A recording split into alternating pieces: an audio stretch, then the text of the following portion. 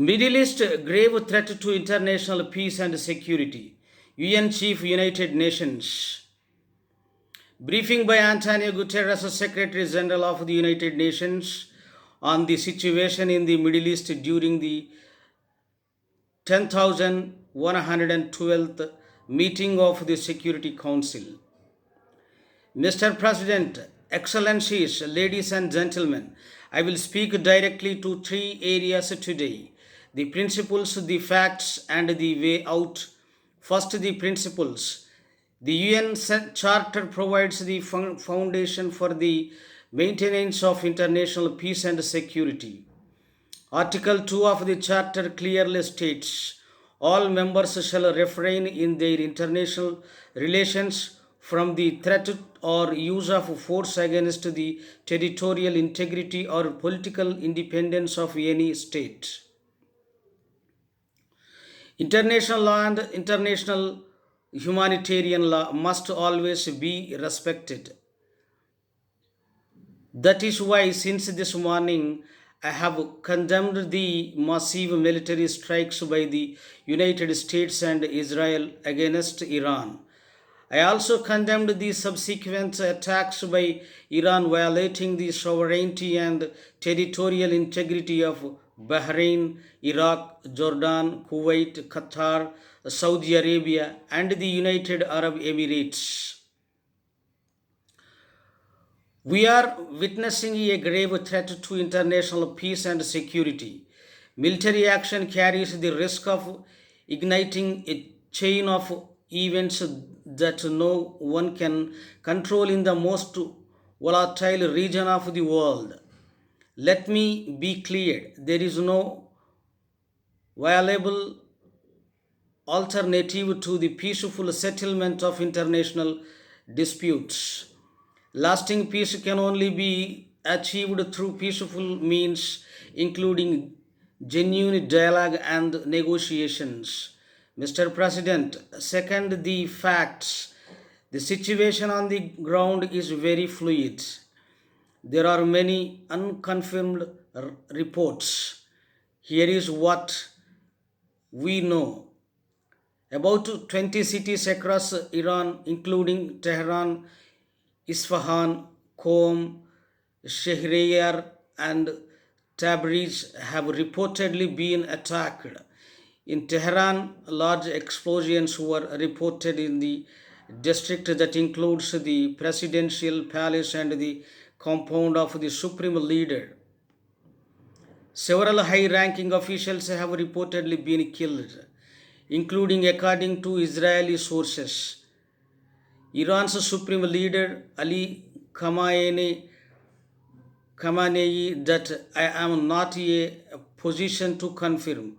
Iran's airspace being closed and the country is under a near total internet blackout. The attacks have reportedly caused significant civilian casualties. According to Iranian media, an air strike killed at least 85 people and injured many more at a girls' school in Minab, Hormogan province. And a school in Tehran was also reportedly hit, causing two deaths. Mr. President, military action is expanding rapidly across the region, creating an increasingly volatile and unpredictable situation and heightening the risk of miscalculation. According to Israeli sources, 89 people have been injured in Iran's subsequent strikes on Israel, and there were also impacts in the occupied West Bank. Iran has announced that in reaction to US and Israeli airstrikes, it targeted US military assets in the region. These strikes have reportedly hit civilian areas and infrastructure in the countries that I have already mentioned. Indirect impact of falling debris was also reported in Lebanon and Syria.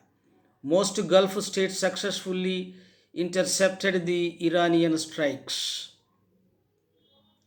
However, the UAE reported that one civilian was killed by debris from an intercepted missile.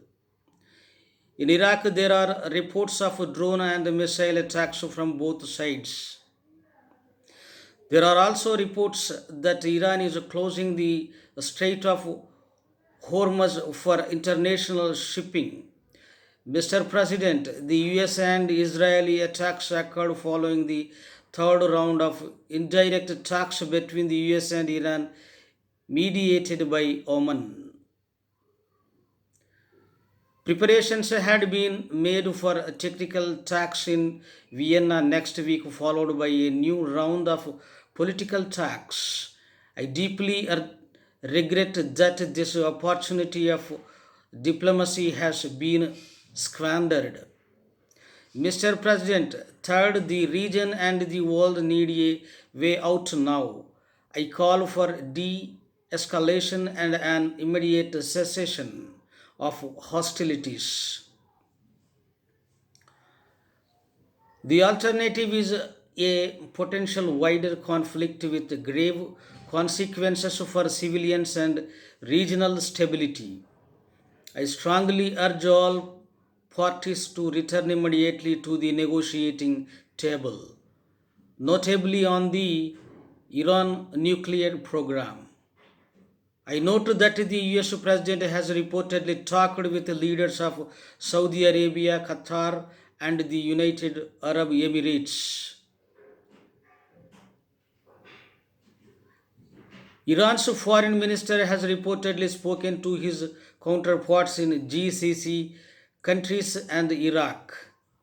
Everything must be done to prevent a further escalation. To this end, I call on all member states to strictly uphold their obligations and international law, including the UN Charter, to respect and protect civilians in accordance with international humanitarian law, and to ensure nuclear safety. Let us act responsibly and together to pull the region and our world back from the brink. Thank you.